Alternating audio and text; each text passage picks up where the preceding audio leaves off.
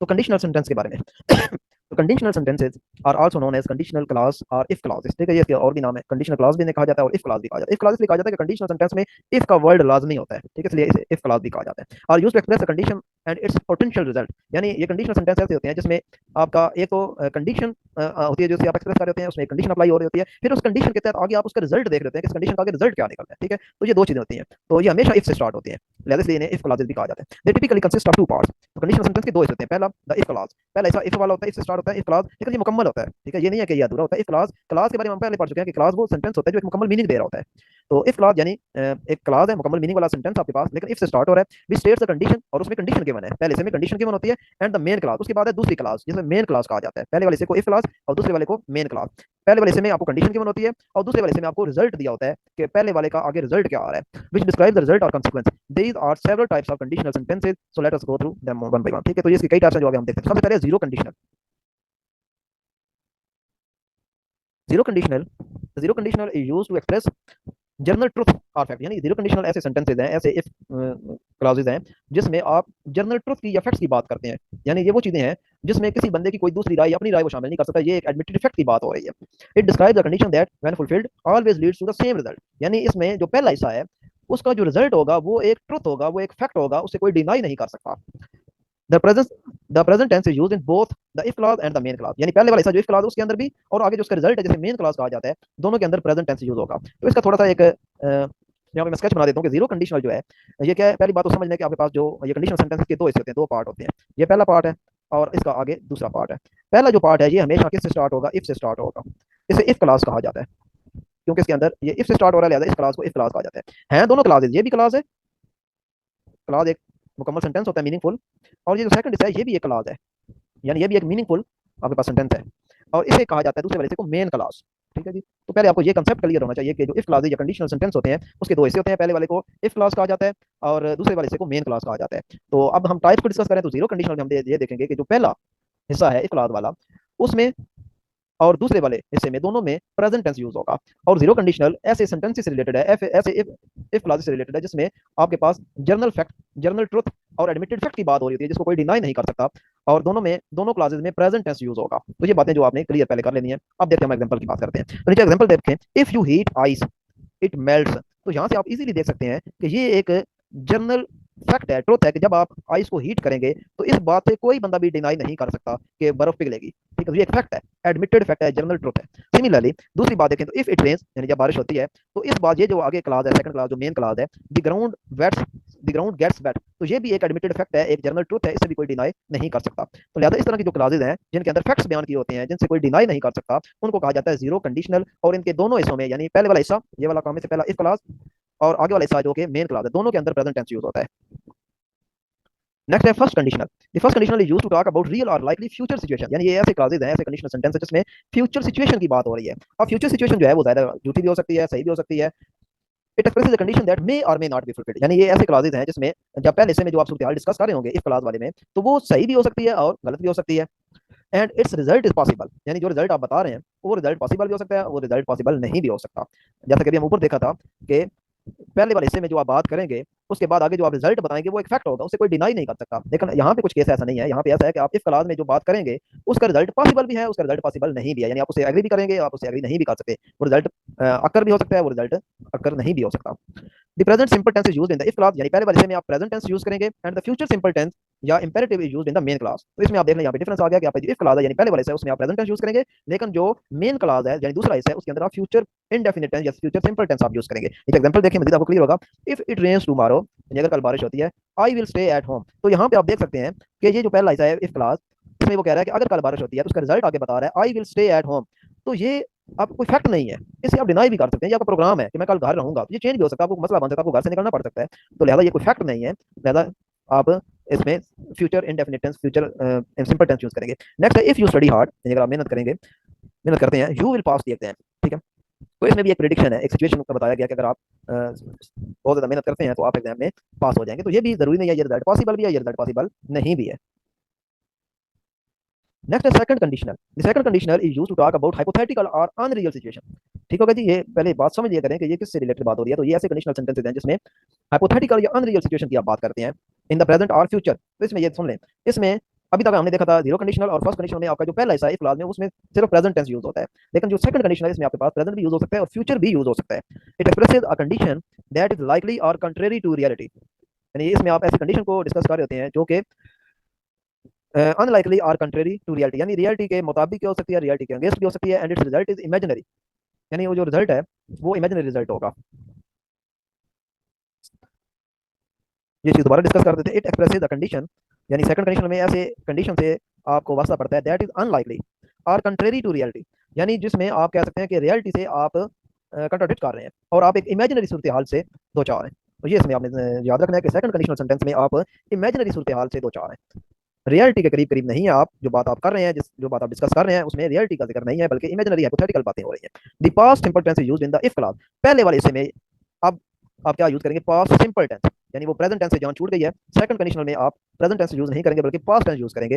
And the would plus base form of the verb is used in the main class, main class आपको पता है जो second वाला हिस्सा होता है वो मेन क्लास होता है, तो उसके अंदर वुड यूज करेंगे आप और बेस फॉर्म ऑफ वर्ब, यानी वो फर्स्ट फॉर्म वर्ब की फर्स्ट फॉर्म आप यूज करेंगे। बाकी एग्जांपल देखते हैं कि कौन से ऐसे सेंटेंस है जो हाइपोथेटिकल कंडीशन वाले होते हैं जिनका रिजल्ट इमेजिनरी होता है।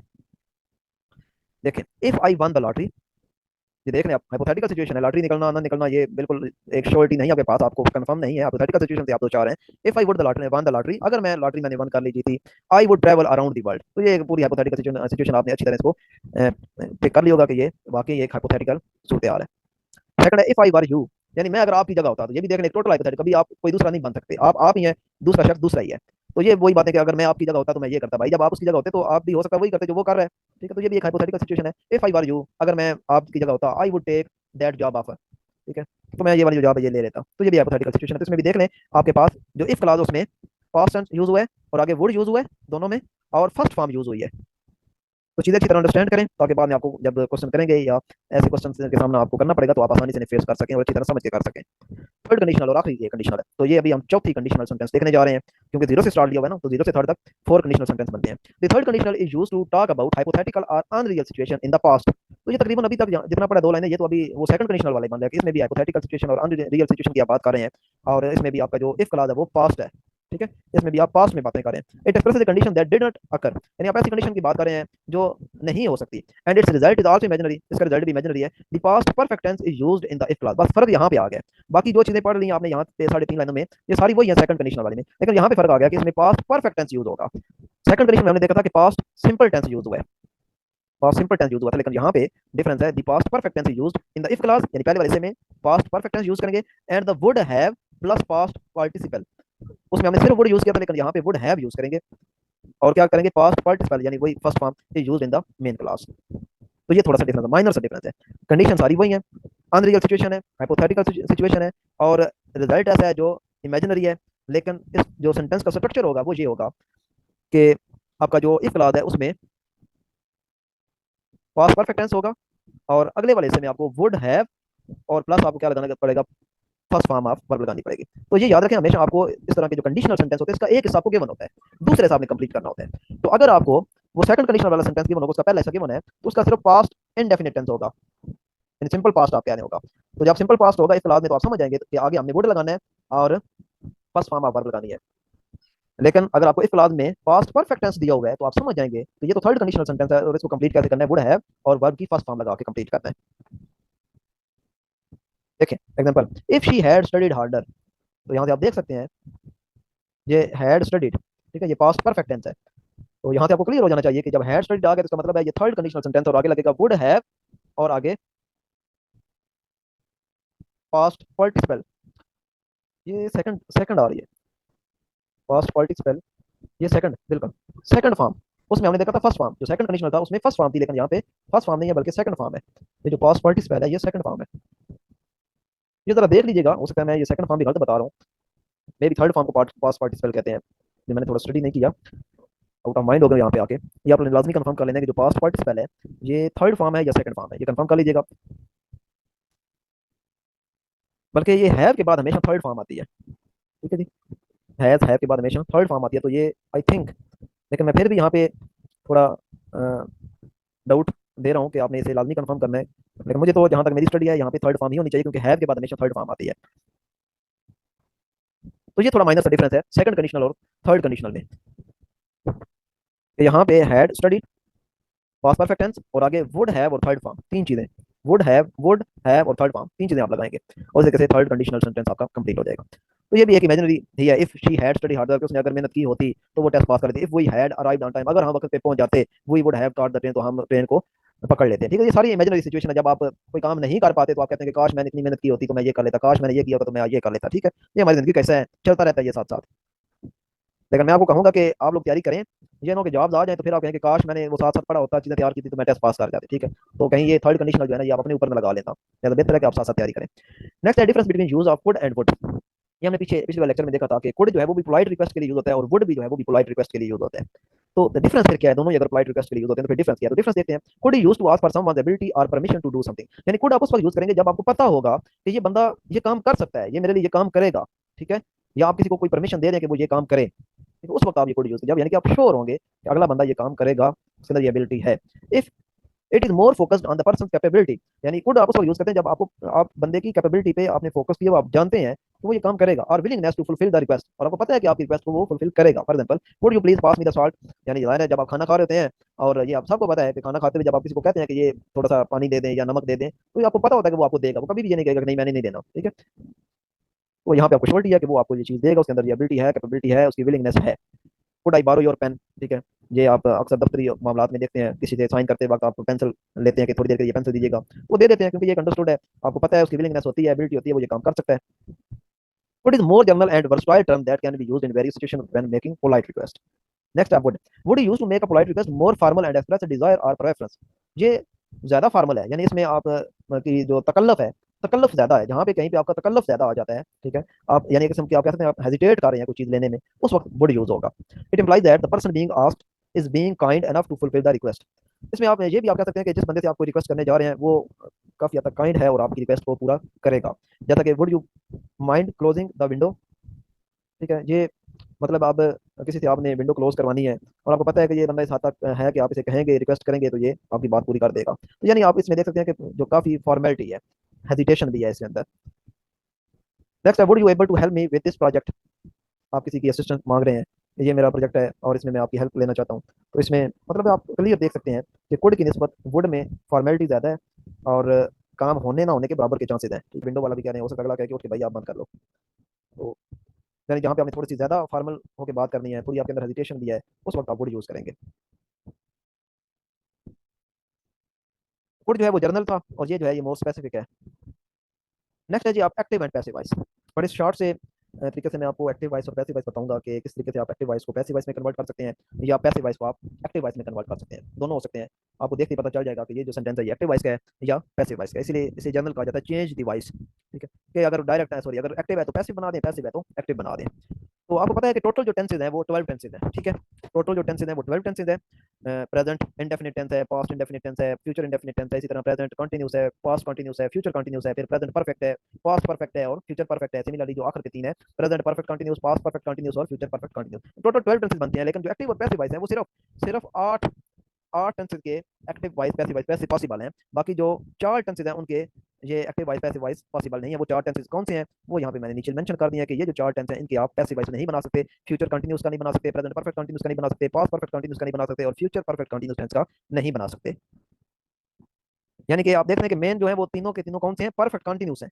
परफेक्ट कंटिन्यूस नहीं बना सकते, इसके अलावा जो चौथा है वो है फ्यूचर कंटिन्यूस। तो ये चार टेंस हैं इनके आप पैसिव वॉइस नहीं बना सकते, बाकी आठ के आप पैसिव वॉइस बना सकते हैं। अब रूल देख लें, बड़ा ही आसान सा रूल है। जब भी आपने एक्टिव से पैसिव वॉइस में जाना है या पैसिव से एक्टिव में आना है तो जो रूल है वो तीन रूल है जो आपने याद रखने हैं। पहला रूल क्या है? पहला रूल ये है कि आपने जो ऑब्जेक्ट है उसको सब्जेक्ट बना देना है, ऑब्जेक्ट को सब्जेक्ट बना देना है। जैसा कि आई राइट अ लेटर, इसमें आई सब्जेक्ट है और जो लेटर है वो ऑब्जेक्ट है, तो आपने लेटर को पहले ले आना है क्योंकि सब्जेक्ट हमेशा पहले होता है। तो लेटर को आपने पहले ले आना है, ऑब्जेक्ट को आपने पहले ले आना है, उसको आपने सब्जेक्ट बना देना है और जो सब्जेक्ट है उसको आखिर पे ले जाना है। लेकिन हु वैसे नहीं लेके जाना जैसे कि आई राइट अ लेटर है, तो ये ना हो कि आप बिल्कुल मैं यहाँ पे लिखता हूँ आई राइट अ लेटर, तो ये आपका सब्जेक्ट है और ये आपका ऑब्जेक्ट है। तो पहला काम ये करना है कि ऑब्जेक्ट को उठा के सब्जेक्ट की जगह ले आए, यानी लेटर को उठा के इधर ले आए सब्जेक्ट की जगह, यानी आप यूं लिखेंगे लेटर शुरू में सब्जेक्ट की जगह, और ये जो सब्जेक्ट है इसको ऑब्जेक्ट बनाना है यानी आखिर पे। तो मैं ये कह रहा हूँ कि आई नहीं होना, ये उठा के आई को आई नहीं लेके आना, बल्कि आई जो है वो चेंज होगा। कैसे चेंज होगा ये हम आगे देखेंगे। ठीक है, कि आई कैसे चेंज होगा, सब्जेक्ट आपका कैसे चेंज होगा। हमारा पहला जो रूल है वो ये है कि आपने ऑब्जेक्ट को सब्जेक्ट बनाना है और दूसरा जो काम करना है वो आपने ये करना है, कुछ चेंजेस कर लानी है आपने। अगर फर्स्ट फॉर्म गिवन है डू और डज मौजूद है, तो ये सारी चीजें किस में कन्वर्ट हो जाएंगी, इज में या एम में या आर में।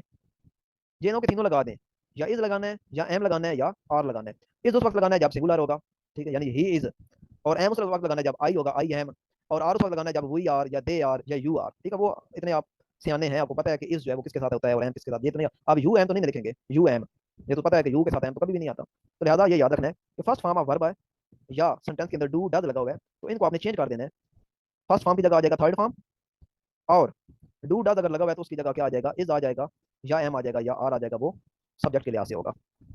नेक्स्ट, अगर सेकंड फॉर्म आपको पास किया है सेंटेंस के अंदर, तो फिर भी आपने थर्ड फॉर्म बनानी है। यानी एक बात तो कंफर्म है कि फॉर्म जो भी है, फर्स्ट फॉर्म है, सेकंड फॉर्म है, थर्ड फॉर्म है, आपने जो वर्ब है उसको हमेशा थर्ड फॉर्म में ही लेके जाना है। ये बात तो एक आप फैक्ट के तौर पे याद रख लें कि जो वर्ब की फॉर्म है वो हमेशा पैसिव वॉइस के अंदर थर्ड फॉर्म ही लगनी है। आप देखेंगे हर एक में थर्ड फॉर्म आ रहा है, third form, third form, third form, third form. Verb की जो फॉर्म है वो तो थर्ड फॉर्म है। चेंजेस जो हो रही है वो आप दूसरी बार याद रखें कि डू डज है तो वो चेंज हो जाएगा इज एम आर में, और अगर डिड है, ठीक है, तो वो चेंज हो जाएगा वाज में या वर में। अब ये भी आपको पता है कि ही के साथ वाज आएगा, लेकिन वही के साथ वर आएगा। वही के साथ तो आवाज नहीं लगाएंगे, या दे के साथ वाज नहीं लगाएंगे, बल्कि वही और दे के साथ या यू के साथ वर आता है। सिमिलरली अगर सेंटेंस के अंदर हैज है, हैव है, हैड है, तो ये तीनों कन्वर्ट हो जाएंगे हैज बिन, हैव बिन या हैड बिन। यानी हैज है तो हैज बिन, हैव है तो हैव बिन, हैड है तो हैड बिन। नेक्स्ट है विल। विल जो है ये चेंज हो जाएगा विल बी में, यानी सेंटेंस के अंदर विल है तो विल चेंज हो जाएगा विल बी में। बाकी ये थर्ड फॉर्म अब मैं नहीं पढ़ा क्योंकि मैंने आपको बता दिया कि थर्ड फॉर्म तो पक्की अंडरस्टूड सी बात है कि थर्ड फॉर्म तो लगानी ही लगानी है। जब भी आपने पैसिव वॉइस बनाना है तो वर्ब की थर्ड फॉर्म ही लगेगी। जो बाकी चीजें चेंज हो रही है वो बता रहा हूँ। तो विल अगर फिक्रे में मौजूद है तो आप उसको जगह क्या लिखेंगे, विल बी लिखेंगे। नेक्स्ट है, अगर विल हैव है सेंटेंस के अंदर, विल हैव है तो आप उसको चेंज करेंगे will have been, will have been. यानी विल हैव तो लगाना ही लगाना है, साथ एक चीज और लगा देनी है बिन, विल हैव बिन और बाकी थर्ड फॉर्म। नेक्स्ट है, अगर आपके पास सेंटेंस है सिंपल वाला है जिसके अंदर सिर्फ इज एम आर आया हुआ है, is am are was were, ठीक है, is am are was were, ये अगर आए हुए हैं तो फिर ये चेंज नहीं होंगे। जैसा कि आई एम अ बॉय, ठीक है, तो इसमें आप देख सकते हैं कि एम आया हुआ है तो ये चेंज नहीं होंगे, ये वैसे के वैसे ही रहेंगे।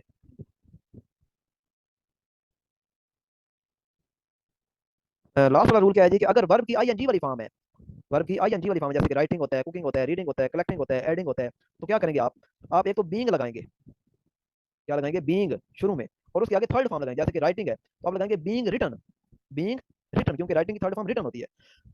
अगर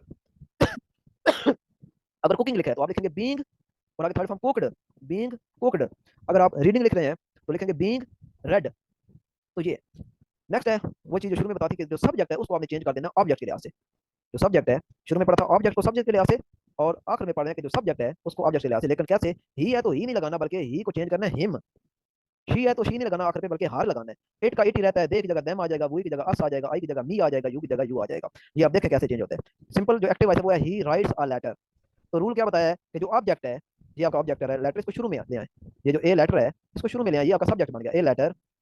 अब चूंकि फर्स्ट फॉर्म है तो फर्स्ट फॉर्म के लिए भी हमने रूल क्या पढ़ा है, अगर फर्स्ट फॉर्म है, यहाँ पे देखें, ये फर्स्ट फॉर्म अगर है तो आप क्या करेंगे, आप एक इज लगाएंगे, वो आपको पता चल जाएगा कि इज लगाना चाहिए या एम लगाना है या आर लगाना है, और साथ आपने थर्ड फॉर्म लगानी है।